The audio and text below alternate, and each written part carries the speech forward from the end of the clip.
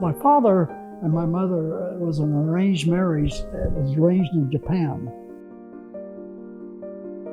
My father came over here in 1900 and stayed here for 21 years until my mother came over to be a bride. I was 14 years old when I was shipped to be housed in a what they call a relocation camp. We had a notice 1 month in advance, and we were told to get rid of our property within 2 weeks. My sister and I were able to read the letter. My mother could not read English. She was very stoic about this thing because my father was, was pulled away. And he was a very experienced railroad construction foreman. If you don't have any valuable occupation for the war effort, you were sent to camp. But if you were invaluable, like my father was, they kept him out of the camp. We were first put in horse pens for a period of about 6 months before we were transferred by train to Minidoka, Idaho. Internment was an experience that stays with you very vividly because when you're behind barbed wires with the guards on watchtowers, it's quite a drastic experience that remains in your memory for a long time. The Japanese people, by nature, like to be preoccupied in some way, even under those circumstances. My sister and I were very restless people. We were permitted, even at my young age, to work as a farm laborer. The U.S. government said, you can leave the camp, but you have to stay 200 miles away from the Pacific coast. So I volunteered as a farm laborer, and I was able to live away from the camp. Then when I was 15, I went to St. Paul, Minnesota to finish out my high school. I stayed in the YMCA and worked in the YMCA cafeteria in order to earn a livelihood to pay for my expenses while I finished out my high school. I was inducted in the military in 1945. I was sent to Camp Fadden near Kilgore, Texas. Then when I finished infantry training, my whole outfit, except for me, was sent overseas. I was sent to the Army Finance School in Fort Benjamin, Harrison, Indiana, because I had a very high math score. And after I finished finance school, I traveled around the South to solve problems that the Army finance people got into. Payrolls were sometimes pretty complicated, and apparently they were lacking people who could figure out complicated payrolls, and I filled that void.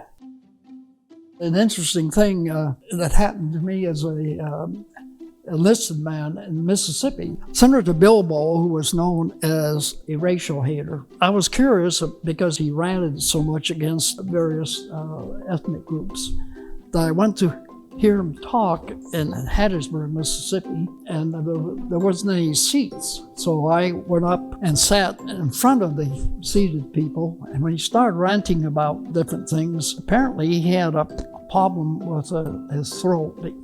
Later on, he had cancer of the throat, that he was kind of spraying me with this from his mouth. So I would look down, and a Saturday Evening Post photographer took a picture of me where Senator Bilbo is quoted saying, in a few more generations, if we don't watch it, we'll be all yellow mongrels.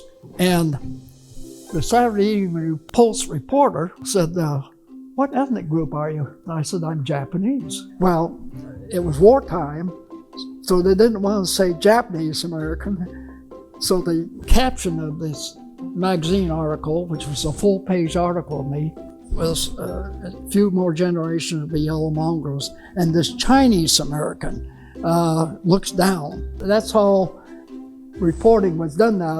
It was sort of tailored for public consumption. I was amused, so to speak, because they knew I said Japanese, and they had to put Chinese because it was wartime.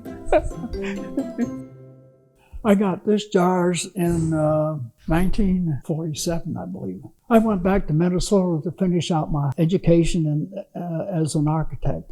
I got recalled immediately upon graduation in the Korean War, and I boarded a ship to Kunsan. There was a lot of work to do, roads, airfields, because the Chinese went through a process of destroying everything, even bridges. We had to build temporary bridges to cross creeks and small rivers because they had destroyed everything when they retreated back to the demarcation line up north. I also served on the court-martial jury as a special court-martial and a general court-martial. General court-martial is a very high court, which involves death penalty, whereas a special court-martial confines people up to 5 years. So it's kind of a lesser crime. And we had to do this in the evenings. So after we put in a 12-hour day, from 8 o'clock to midnight, I served oftentimes as a juror. I had to study military law on my own because as a court member, I had to understand what military law is all about. So I self-educated myself.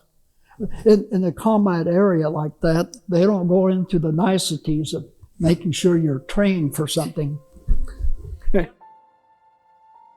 Having served in the military and having been an intern unconstitutionally, I got a letter from President Reagan apologizing for my being interned. And in it was a $20,000 check, which I had totally unexpected.